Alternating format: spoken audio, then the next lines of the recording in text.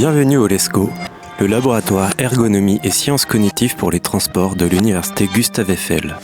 Bonjour, je vous laisse me suivre, on va directement aller en salle d'expérimentation.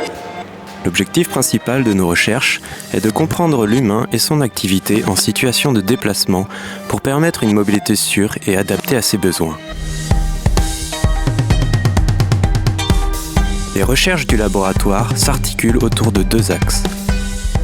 Le premier axe, sécurité routière et cognition, porte sur l'activité du conducteur, le développement des véhicules automatisés et la sécurité des usagers vulnérables. Le second, santé, handicap et mobilité, étudie les conséquences des changements liés au vieillissement ou au handicap sur les déplacements. Le LESCO est un laboratoire à dominante expérimentale qui nécessite des outils et des méthodes adaptées pour recueillir et analyser les données servant à décrire l'activité humaine.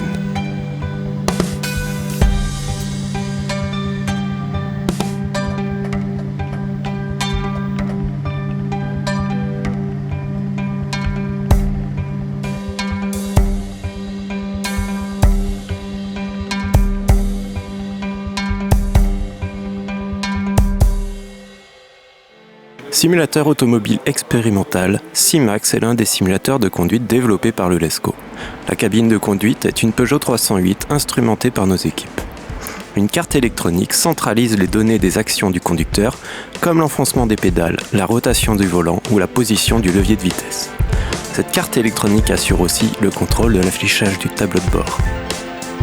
La cabine est équipée d'une tablette tactile centrale, de caméras ainsi que d'outils de mesure physiologique et comportementale. Autour de la voiture, 9 écrans sont disposés pour couvrir le champ de vision direct du conducteur. 2 autres sont incrustés en lieu et place des rétroviseurs latéraux et un dernier écran déroulant est situé à l'arrière de la voiture. Un poste de contrôle doté de 9 ordinateurs permet de superviser et coordonner l'intégralité de la simulation, de générer l'affichage et de faire l'acquisition des mesures. Au sein du laboratoire, nos équipes s'intéressent à la mesure de l'activité cardiaque, respiratoire et électrodermale. Ce type de mesure apporte des indicateurs sur les états internes du participant, comme le stress ou les émotions ressenties durant une tâche de conduite ou de marche au cours d'une expérimentation.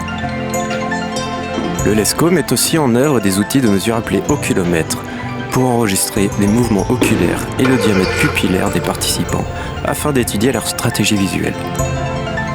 Selon les besoins de l'étude, des outils de mesure neurophysiologique peuvent être employés comme l'électroencéphalographie ou la spectroscopie proche infrarouge afin d'enregistrer l'activité cérébrale des participants.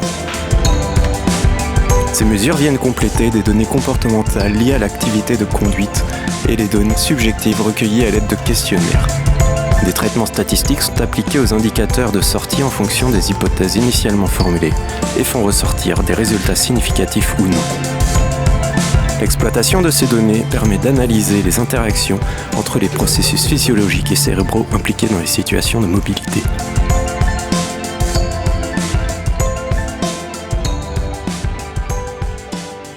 En effet, au LESCO, on s'intéresse aux questions qui posent problème au niveau de la sécurité routière ou de l'accessibilité ou au niveau de la santé.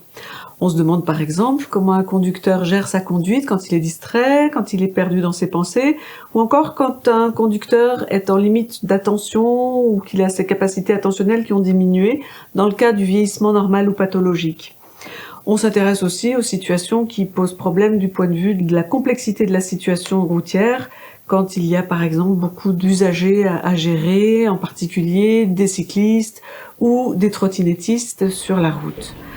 Pour répondre à ces situations complexes, on développe des systèmes d'assistance à la conduite qu'on teste et on est également amené à étudier des programmes de rééducation pour maintenir la mobilité de personnes qui sont en baisse d'autonomie. La marche intéresse également nos chercheurs, tant pour étudier les interactions entre les piétons et les nouveaux véhicules automatisés que pour étudier la mobilité des personnes aveugles ou présentant des pathologies telles que la maladie de Parkinson.